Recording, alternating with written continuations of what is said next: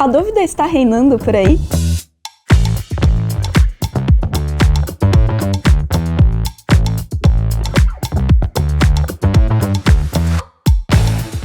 Olá galera, tudo bem? Hoje vamos revisar os principais temas de sua prova de História do Enem, para você sair daqui conquistando boas notas. A colonização do Brasil por Portugal se iniciou algum tempo depois da chegada dos portugueses na América do Sul. Antes, eram instaladas as chamadas feitorias, onde eram estocadas e comercializadas as madeiras de pau-brasil extraídas pelas populações indígenas. Com o avanço de outros povos europeus sobre a América, como os franceses e holandeses, a coroa portuguesa viu a necessidade de uma ocupação efetiva de seus territórios na América. Vale lembrar que o que definia o que era território português e o que era território espanhol era o Tratado de Tordesilhas, de 1494, instituído por meio de uma bula papal. Com as reformas protestantes, muitos holandeses e franceses passaram a desobedecer às ordens da Igreja Católica, e por isso o tratado não fazia mais sentido. A colonização foi marcada por um sistema de administração centralizado em Lisboa. Inicialmente, a colonização se deu pelas capitanias hereditárias, que eram porções de terra concedidas pelo rei de Portugal a particulares chamados donatários, que administrariam essas terras. Essas capitanias eram transmitidas por heranças e tinham como objetivo estimular a colonização e a produção agrícola na América. Entretanto, muitos donatários não conseguiram desenvolver suas terras devido à ineficiência em sua administração, falta de recursos e devido ao ataque de indígenas. Como o modelo das capitanias não funcionou, a coroa portuguesa criou o governo geral em 1549, nomeando o governador-geral para centralizar a administração da colônia. Esse novo modelo administrativo tinha como objetivo promover a integração territorial e auxiliar no enfrentamento de desafios comuns. As câmaras municipais, formadas por grandes proprietários de terras, exerciam um papel importante na administração local. Além disso, outras instituições importantes caracterizam um período. A economia colonial era baseada na exploração dos recursos naturais, principalmente a produção de açúcar e, posteriormente, a mineração. A mão de obra era escravizada, predominantemente africana. A Igreja Católica desempenhava um papel fundamental na colonização, catequizando os indígenas e justificando a dominação portuguesa.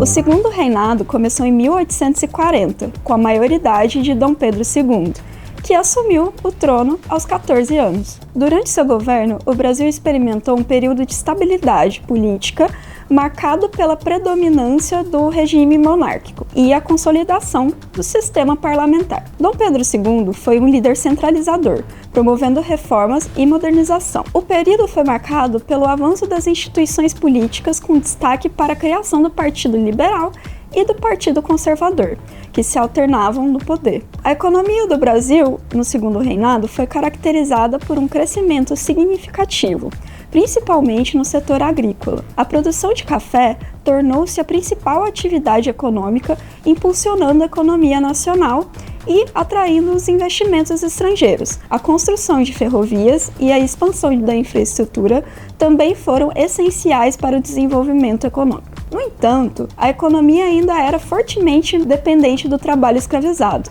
o que gerava grandes desigualdades sociais e regionais. A sociedade brasileira do segundo reinado era marcada por grandes disparidades sociais. A elite agrária, composta principalmente por grandes proprietários de terra, acumulava riqueza e poder, sustentando-se por meio da mão de obra escravizada. A escravidão era uma instituição central na economia e na sociedade, mas a partir da década de 1850, o movimento abolicionista começou a ganhar força. Em 1871, foi sancionada a Lei do Ventre Livre, que libertava os filhos de escravizadas nascidos a partir de então. Finalmente, em 1888, a Lei Áurea aboliu a escravidão de vez, marcando o fim de uma era e um importante passo na luta pela igualdade. O segundo reinado foi marcado também pela Guerra do Paraguai, ocorrida entre 1864 e 1870. O conflito envolveu o Brasil, Argentina e Uruguai contra o Paraguai. Iniciada quando o ditador paraguaio Francisco Solano Lopes declarou guerra ao Brasil, o conflito se estendeu por 5 anos e resultou em pesadas perdas humanas e materiais para todos os países envolvidos. O Brasil teve um papel proeminente na guerra, o que ajudou a consolidar o poder de Dom Pedro II e promoveu a modernização das Forças Armadas. A guerra também foi um fator importante na abolição da escravidão, devido à participação de escravizados durante as batalhas. O Estado Novo, iniciado em 1937 e com fim em 1945, foi um período de centralização de poder no Brasil, marcado pela figura de Getúlio Vargas. O Estado Novo foi instaurado por meio de um golpe de Estado, depois de divulgar o forjado Plano Cohen, que apontava a existência de uma tentativa de golpe comunista contra o governo. A descoberta desse plano, que depois fora apontado como falso, justificou a instauração do Estado Novo em 1937 por Getúlio Vargas. No mesmo ano, houve a promulgação de uma nova Constituição que instituiu uma ditadura centralizada e autoritária. Durante esse período, o governo controlou a imprensa, restringiu a liberdade política e promoveu uma forte centralização do poder. A estrutura política era marcada pela repressão, com a polícia política do Estado Novo monitorando e suprimindo a oposição. Economicamente, o Estado Novo promoveu uma série de reformas e projetos de industrialização. Vargas implementou uma política de intervenção estatal na economia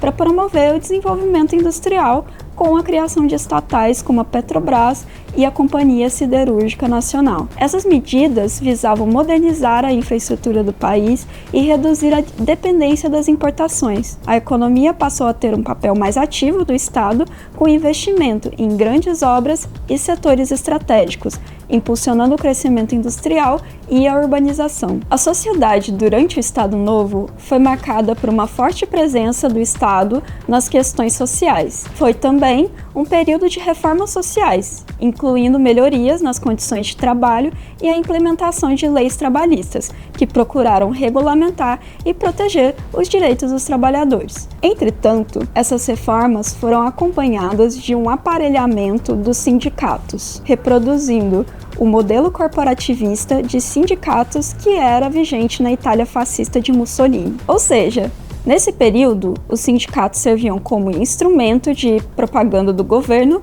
e trabalhavam mais para atender os seus interesses do que para atender às demandas da classe trabalhadora. A participação do Brasil na Segunda Guerra Mundial, ao lado dos aliados, marcou o fim do Estado Novo, com a deposição de Vargas em 1945. Obrigada por assistir ao nosso vídeo sobre os top 3 conteúdos de história para o Enem. Esperamos que tenha curtido o tour pelos eventos e personagens importantes.